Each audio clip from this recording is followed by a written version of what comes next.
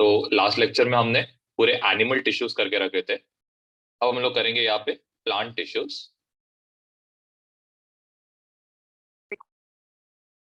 Okay, अब सबसे पहले प्लांट टिश्यूज में there are like two types. तो सबसे पहला जो टाइप है इसको हम लोग बोलते हैं मेरिस्टेमेटिक, एंड जो सेकेंड टाइप का है इसको हम लोग बोलेंगे परमानेंट टिश्यू।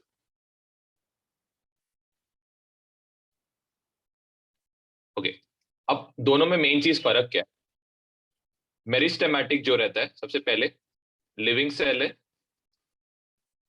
एंड प्लस ये क्या करेगा, ग्रोथ में क्या करता है, हेल्प करता है। परमानेंट टिश्यू जो है ये क्या होता है, पहले चीज तो क्या हुआ रहता है, यहाँ पे आप लिख सकते हो लिविंग सेल रहता है, ये भी लिविंग सेल रहता है, लेकिन क्या रहता है, विच हैज कंप्लीटेड ग्रोथ, लिखो which has completed it's growth.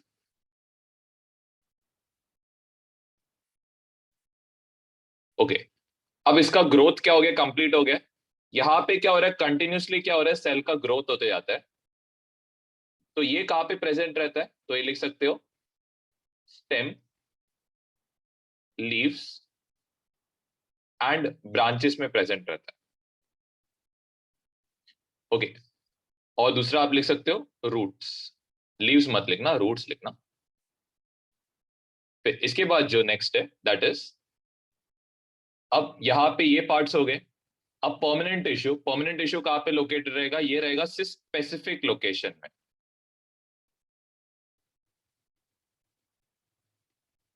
Specific location जैसे कि आप बोल सकते हो स्टेम, रूट्स में रह सकता है एंड लीव्स में। ओके, यहाँ पे मेन चीज याद रखना, परमानेंट टिश्यू क्या होता है, इसका ग्रोथ क्या होता है, कंप्लीट होता है, तो वही जगह पे रहेगा। लेकिन जो मेरिस्टेमेटिक टिश्यू है कंटिन्यूसली क्या होते रहता है, ग्रोथ होते रहता है। तो ये क्या करता है, अपना डायरेक्ट मतलब जगह क्या होता है, कंटिन्यूसली क्या करते रहता है, चेंज करते रहता है। अब मेन हम लोग करेंगे जो नेक्स्ट पार्ट है, तो जस्ट मेन लिखो सबसे पहले, हेडिंग डाल के रखना, मेरिस्टेमेटिक करके लिखो फर्स्ट, मेरिस्टेमेटिक लिखना।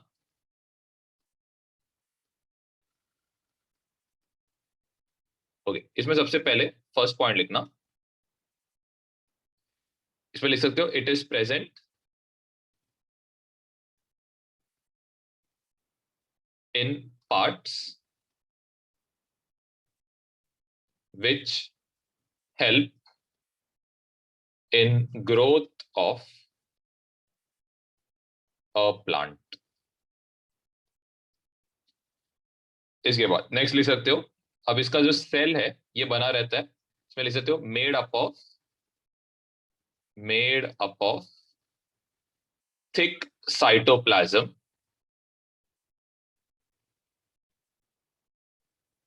एंड कॉन्स्पिक्यूअस न्यूक्लियस लिख सकते हो। इसके बाद लिख सकते हो it has thin cell wall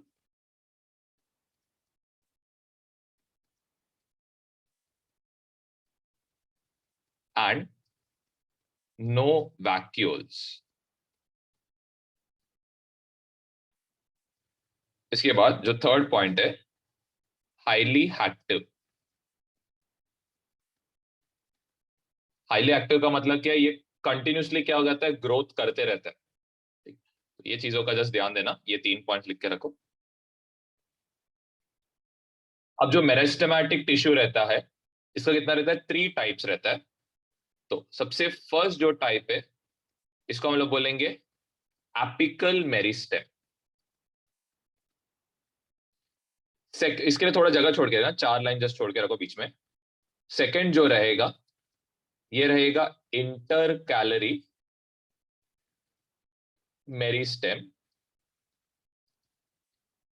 third जो है दैट इज लैटरल मेरिस्टेम। अब एपिकल मेरिस्टेम्स कहां पे रहता है, ये रहता है टिप्स पे, tips of stem and roots. Okay, ये किस में हेल्प करता है, प्लांट का लेंथ बढ़ाने में क्या करता है, हेल्प करता है। तो यहां पे लिख सकते हो increases length of stem and roots. इसके बाद जो नेक्स्ट है that is intercalary meristem. Okay, अब ये कहां पे प्रेजेंट रहता है? तो ये प्रेजेंट रहता है petiole of leaves and branches. मतलब लेट्स से हम लोग क्या है, प्लांट है, प्लांट का जो ब्रांचेस बनने का जो बेस रहता है, या फिर लेट्स से हमारे पास क्या एक लीफ है। अब जो लीफ रहता है आप नोटिस कर सकते हो, लीफ जो रहता है इसको क्या रहता है, एक एंड रहता है। तो ये जो एंड है इसको हम लोग क्या बोलते हैं, पेटियोल बोलते हैं। ठीक है, तो इंटरकैलरी मेरिस्टेम्स कहां पे रहता है? पेटियोल्स या ब्रांचेस का जो बेस रहता है वहां पे प्रेजेंट रहता है। मतलब जहां पे ब्रांच फॉर्मेशन होता है इंटरकैलरी मेरिस्टेम वहां पे रहता है। ओके, तो इसमें आप लिख सकते हो सबसे पहले present at base of petiole of leaf and branches. Okay, अब इसका काम क्या है? तो ये हेल्प करता है किसमें, ब्रांच का ग्रोथ में, एंड किसमें, लीव्स एंड फ्लावर्स के फॉर्मेशन में। तो यहां पे ले सकते हो growth of branch and formation of leaves and flowers. Okay, अब इसके बाद जो नेक्स्ट है that is lateral meristem. Lateral word का मीनिंग क्या है? ये क्या करता है बेसिकली, प्लांट्स का विड्थ इंक्रीज करने में क्या करता है, जैसे कि स्टेम का ये विड्थ इंक्रीज करने में क्या करेगा, हेल्प। मतलब क्या करेगा, साइडवेज ग्रोथ में क्या करता है, हेल्प करता है। ओके, तो यहां पे लिख सकते हो present at lateral side of root and stem. Okay, इसका काम क्या है? तो ये करता है डायमीटर बढ़ाने में हेल्प करता है, या थिकनेस बढ़ाने में क्या करता है, हेल्प करता है। किसका, रूट एंड स्टेम का। तो यहां पे लिख सकते हो helps in increasing girth of roots and stem। यहां तक लिखिए। तो यहां पे लिख सकते हो परमानेंट टिश्यू।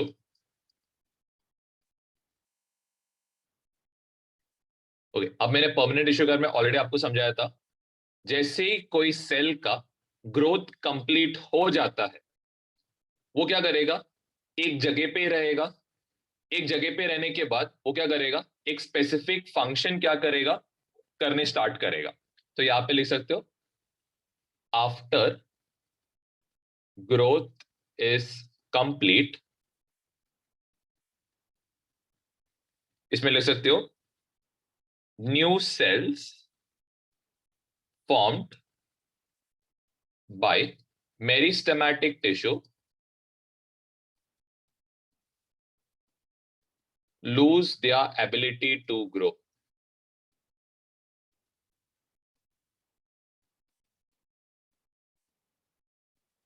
ओके, अब इसकी वजह से क्या होता है, प्लांट्स का जो ग्रोथ रेट है ये क्या होता है, एक पर्टिकुलर ब्रांच में या एक स्टेम का ग्रोथ क्या होता है, स्टंट हो जाता है। ओके, अब यहां पे सबसे पहले होने क्या स्टार्ट करता है, यहां पे लिख सकते हो सेल्स लूज एबिलिटी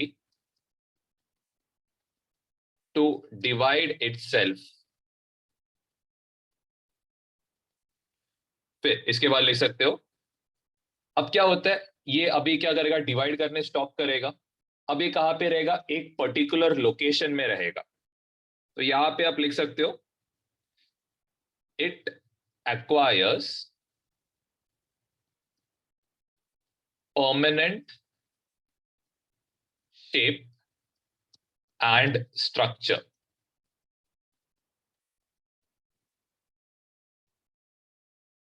And चाहे तो आगे भी लिख सकते हो, and perform specific function.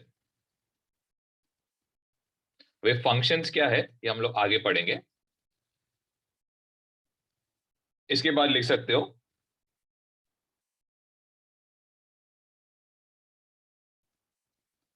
this is called as differentiation of permanent cell. मतलब सेल क्या करेगा, डिफरेंट फंक्शंस परफॉर्म करने स्टार्ट होएगा. इसके लिए यहाँ पे क्या हो गया, एक सेल का क्या हो गया, आप बोल सकते हो डिफरेंशिएशन स्टार्ट हुआ है करके. क्या तक लिख लेना. यहाँ पे सिंपल परमानेंट टिश्यूज दो टाइप्स के हैं. मतलब परमानेंट टिश्यू सबसे पहले है सिंपल टाइप, एंड दूसरा जो रहेगा इसको हम लोग क्या बोलेंगे, कॉम्प्लेक्स टाइप बोलेंगे.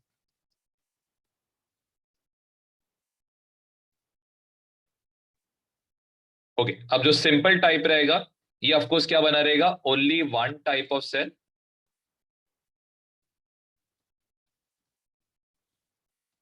एंड जो कॉम्प्लेक्स टिश्यू रहेगा ये ऑफ कोर्स क्या बना रहेगा, more than one type of cell. तो यहां पे ले सकते हो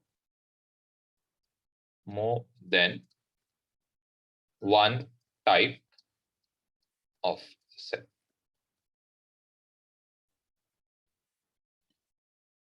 तो सबसे पहले हम लोग करेंगे यहाँ पे इस हेडिंग डालना सिंपल परमानेंट टिश्यू करके.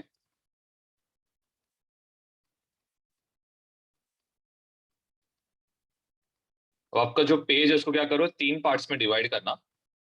सबसे पहले लिखो पैरेन्काइमा, इसके बाद कॉलेनकाइमा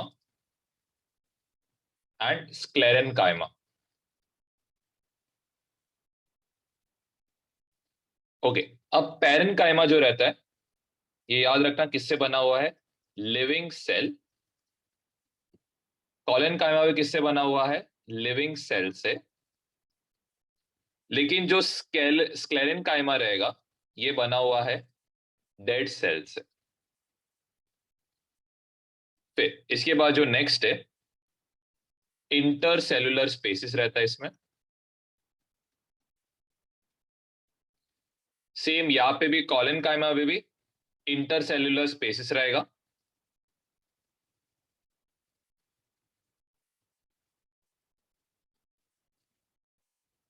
ओके, यहां पे लिख सकते हो वेरी लेस, लिख सकते हो less intercellular spaces. Okay, cell wall इसका जो रहेगा एकदम थिन रहेगा. ओके, इसका सेल वॉल क्या रहता है, थिक रहता है एंड्स पे. तो लिखो cell wall is thick at ends. क्योंकि इसके जो एंड्स रहते हैं ना ये दो शुगर से बने हुए हैं. तो ये शुगर का नाम लिखना, एक रहता है सेल्यूलोस एंड दूसरा जो नाम है it is pectin. Okay, sclerenchyma, sclerenchyma का भी वॉल्स जो रहता है ये क्या रहता है, थिक रहता है. तो यहां पे ले सकते हो cell walls made up of lignin, ये भी एक टाइप ऑफ शुगर है, एंड हैज टेपर्ड एंड्स. लिखो, पहले यहां तक लिख लेना. अब ये क्या हो गया, सेल का जो स्ट्रक्चर है ये हमने लिखा है. अब स्ट्रक्चर के बाद जो नेक्स्ट करेंगे हम लोग दैट इज लोकेशन. अब जो पैरेन्काइमा है, पैरेन्काइमा लोकेटेड रहता है रूट्स, स्टेम, लीव्स. फिर यहां पे कॉलेनकाइमा का जो लोकेशन है ये लिख सकते हो base of petiole of leaf, branches. फिर इसके बाद स्क्लेरेनकाइमा, ये प्रेजेंट रहता है सीड्स। फिर इसके बाद और कहाँ पे प्रेजेंट रहता है, ये चाहे तो लिख सकते हो आउटर कोटिंग ऑफ कोकोनट लिखो, आउटर कोटिंग ऑफ कोकोनट। ये हो गया इनका लोकेशन। नेक्स्ट इसका फंक्शंस क्या है, मतलब किस में काम करता है। ओके, तो इसका मेन काम है दैट इज सपोर्ट।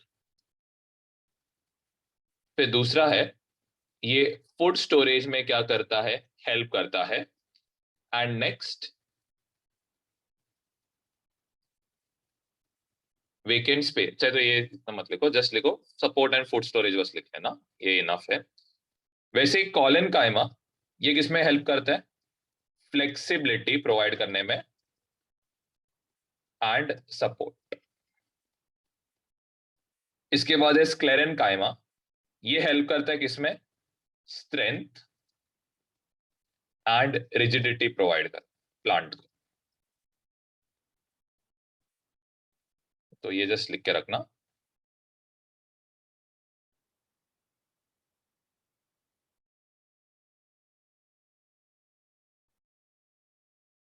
सर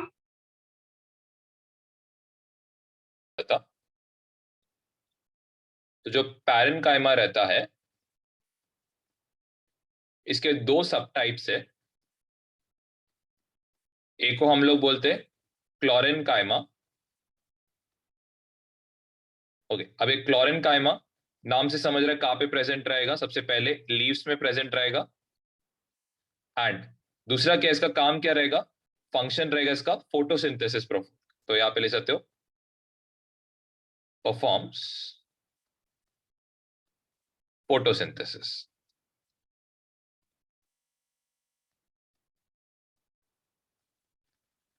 दूसरा जो है दैट इज इसका सेकंड सब टाइप है, इसको आप लिख सकते हो एरेनकाइमा। ओके, जो एरेनकाइमा है ये बेसिकली आपको एक अंडरस्टैंडिंग है, जैसे कि यहाँ पे आप लेट से एक प्लास्टिक बॉटल, मतलब इसको क्या कर रहे हो, पूरा इसके अंदर क्या है, हवा भरा, और इसको आपने क्या किया, बंद करके रखा है। अब ये प्लास्टिक बॉटल क्या करता है, ये ऑफकोर्स इसको अगर पानी में डुबाने का ट्राई करोगे तो ये ऑफकोर्स डूबेगा नहीं। तो वैसे ये जो एरेनकाइमा है इसमें क्या रहता है, बहुत सारे एम्प्टी स्पेसेस रहते हैं, जो किससे भरा हुआ है, एयर से भरा हुआ है।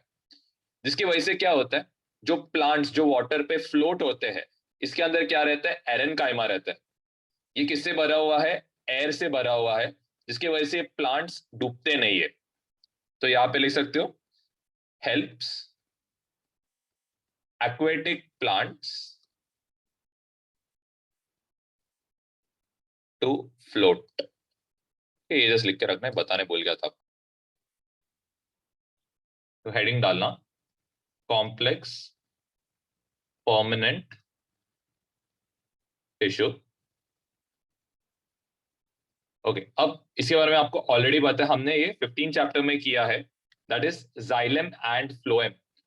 फ्लोएम किस में हेल्प करता है, फूड को एक पार्ट से दूसरे पार्ट में हेल्प करता है फ्लो होने के लिए।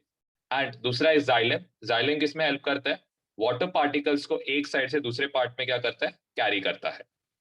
ठीक, तो सबसे पहले लिखना, चाहे तो लिखो इसमें दो टाइप्स, आपका पेज जो है इसको टू पार्ट्स में डिवाइड करना। सबसे पहले लिखो जाइलम एंड सेकंड लिखना phloem.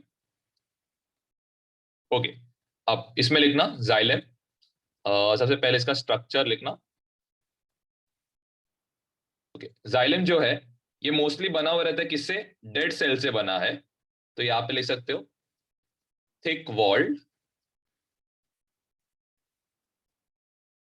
And made of dead cells लिख सकते हो, and made of dead cells. ठीक, जो फ्लोएम रहता है, फ्लोएम जो रहता है किसका बना हुआ रहता है, लिविंग सेल्स का बना है। तो यहाँ पे ले सकते हो made of living cells. Okay, अब इसका फंक्शन पहले लिखते हैं। ओके, तो जाइलम कौन से फंक्शन में हेल्प करता है, तो यहाँ पे लिख सकते हो इट इज या फिर लिखो it helps in conducting water and minerals. अब यहाँ पे जो फ्लो होता है ना जाइलम का, ये सिर्फ कहाँ पे होता है, अपवर्ड डायरेक्शन में होता है, ये आपने किया था। फ्लोएम क्या करता है, लीव्स में बोथ डायरेक्शंस में क्या करता है, ऊपर और नीचे दोनों साइड में इसका मोशन होता है, तो ये आपको ध्यान में रखना है, in upward direction.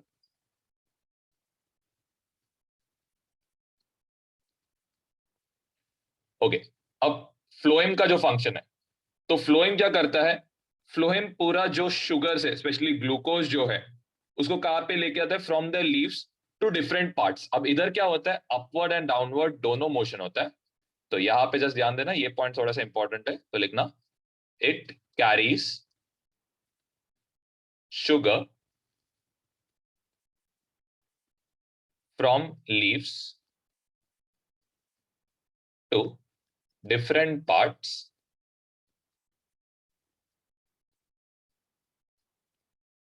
of the plant। अब इसमें इन बोथ लिख सकते हो, both upward and downward direction.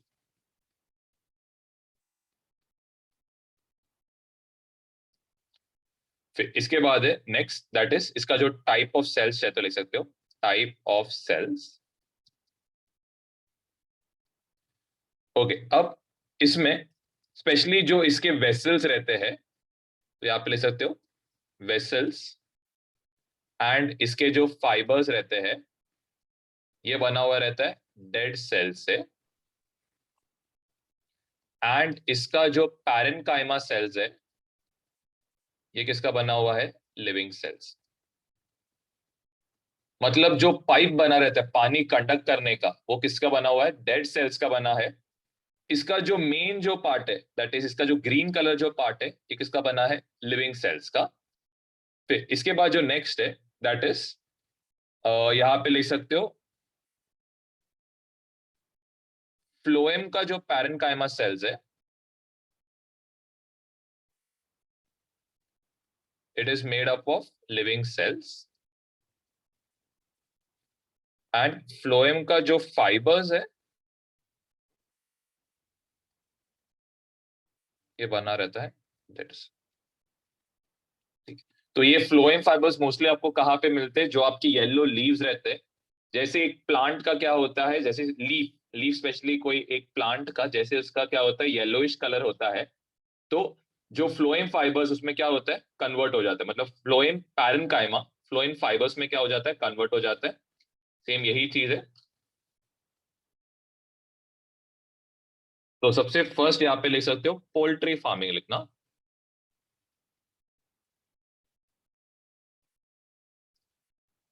Okay, अब पोल्ट्री फार्मिंग यूजुअली किसके लिए किया जाता है, तो सबसे पहले आप लिख सकते हो it is done for yielding meat and eggs from chickens। अब नेक्स्ट क्या है, अब मेन इसका जो ऑब्जेक्टिव है पोल्ट्री फार्मिंग का, तो सबसे पहला जो ऑब्जेक्टिव है दैट इज क्या, तो यहां पे लिख सकते हो ऑब्जेक्टिव से लिख सकते हो। ओके, सबसे पहला objective is to produce good quality chickens on large scale। Okay, इसका जो सेकंड ऑब्जेक्टिव है, ये तो पहला ऑब्जेक्टिव, सेकंड ऑब्जेक्टिव क्या है, अब यूजुअली क्या करना पड़ता है, जो भी हम लोग के जो हेन्स रहते हैं इसको हमें क्या करना पड़ता है, एक पर्टिकुलर डाइट देना पड़ता है, जैसे कि उसको कुछ ग्रेन्स देना पड़ता है, मिक्सचर ऑफ फूड देना पड़ता है। लेकिन जो हाइब्रिड वेराइटीज रहते हैं पोल्ट्री फार्मिंग में, उनको कैसे, वो लोग वेस्ट प्रोडक्ट्स, जो भी फार्म का जो वेस्ट प्रोडक्ट्स है एंड जो सराउंडिंग में जो छोटे छोटे एनिमल्स एंड इंसेक्ट्स है, उसको क्या करते हैं, खा के रहते हैं। तो उससे क्या करते हैं, एक फार्मर का जो कॉस्ट रहता है फूड का, वो क्या बन जाता है, लेस बन जाता है, क्योंकि ये चिकन्स नेचुरल जो फूड है उस पे ग्रोथ पे डेवलप करता है। इसकी वजह से क्या होता है, फार्मर्स का कॉस्ट पे क्या होता है, लेस इफेक्ट पड़ता है। तो हमें मेन जो चाहिए, तो यहाँ पे लिख सको chickens should feed on byproducts of agriculture। And जो थर्ड है, ऑफ कोर्स इंडिया में क्या रहता है, टेम्परेचर्स बहुत हाई रहते हैं, तो इसके वजह से मोस्ट ऑफ द चिकन्स जो इंडिया में जो ब्रीडिंग जो रहता है, जो ब्रीड्स रहते हैं बेसिकली, इन लोग क्या रहना चाहिए, हाई टेम्परेचर्स क्या करना चाहिए, विथस्टैंड करना चाहिए। तो वो तीसरा हम लोग का ऑब्जेक्टिव रहेगा। तो यहाँ पे ले सकते हो chickens should withstand high temperature. Okay, अब नेक्स्ट यहाँ पे कौन से ब्रीड्स यूजुअली यूज होते हैं, तो यहाँ पे लिख सकते हो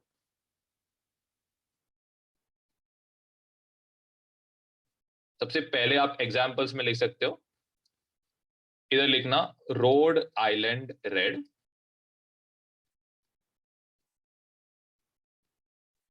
फिर बाद में ब्लैक रॉक, फिर और चाहे तो आप ये याद कर सकते हो असील करके एक रहता है, एंड एक और एक है दैट इज लेग हॉर्न। तो ये बस लिख के रखना, इसमें लिखना सेरीकल्चर। ओके, अब सेरीकल्चर मतलब क्या है, आप जो सिल्क सिल्क का जो साड़ीज रहता है, उसमें जो सिल्क प्रोड्यूस करने का, जिससे सिल्क वर्म से हम लोग सिल्क प्रोड्यूस करते हैं, इसको हम लोग क्या बोलते हैं, सेरीकल्चर बोलते हैं। तो यहाँ पे आप लिख सकते हो use of silkworms to yield silk fibres.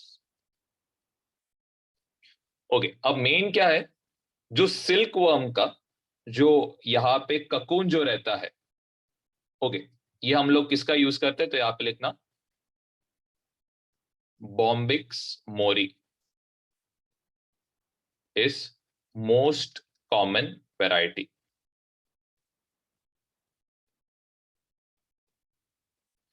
Okay, अब यहाँ पे सबसे मेन आपको मालूम रहना चाहिए, ये जो सिल्क वर्म्स का रहता है, इसका 4 लेवल मतलब 4 लाइफ साइकिल्स रहते हैं। तो सबसे पहले क्या रहता है, तो फर्स्ट लिख सकते हो इसका 4 स्टेजेस लिखना, 4 स्टेजेस ऑफ लाइफ साइकिल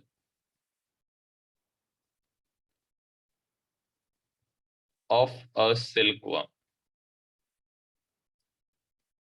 तो सबसे पहला स्टेज है, तो यहां पे लिख सकते हो सबसे पहला स्टेज रह सकता है इसका एग।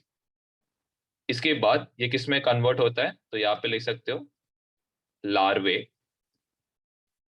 फिर इसके बाद जो नेक्स्ट है, दैट इज ये किस में कन्वर्ट होता है, तो यहाँ पे लिख सकते हो प्यूपा, दैट इज ककून जो रहता है, एंड इसके बाद कन्वर्ट होता है ये अडल्ट में। ओके, अब होता है क्या एग्जैक्टली जो फार्मर्स रहते हैं, ये लोग क्या करते हैं, इसका जो प्यूपा स्टेज है, इसमें क्या करते, ये ककुन्स को वो लोग बॉइल पानी में क्या करते, डुबा के रख देते हैं, जिससे क्या होता है, जो अंदर का जो सिल्क वर्म का जो लार्वा रहता है, वो क्या करता है, मर जाता है। दूसरा क्या होता है, जैसे इसको बॉइल किया जाता है, ये जो प्यूपा के ऊपर का जो सिल्क का लेयर्स है, फाइबर्स है, ये क्या होता है, थ्रेड्स उसका बनने स्टार्ट होता है। ये थ्रेड्स को फार्मर्स क्या करते हैं, कलेक्ट करके जो साड़ीज में फाइबर्स यूज किया जाता है, इससे बनता है। तो सबसे पहले लिख सकते हो thousands of eggs are artificially incubated।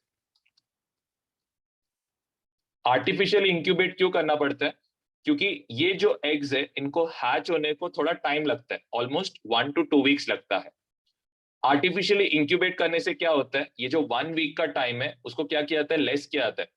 तो जैसे 1 to 2 डेज में क्या होता है, ये एग्स हैच होने स्टार्ट होते हैं। ठीक है, तो यहाँ पे लिख सकते हो to reduce the hatching time.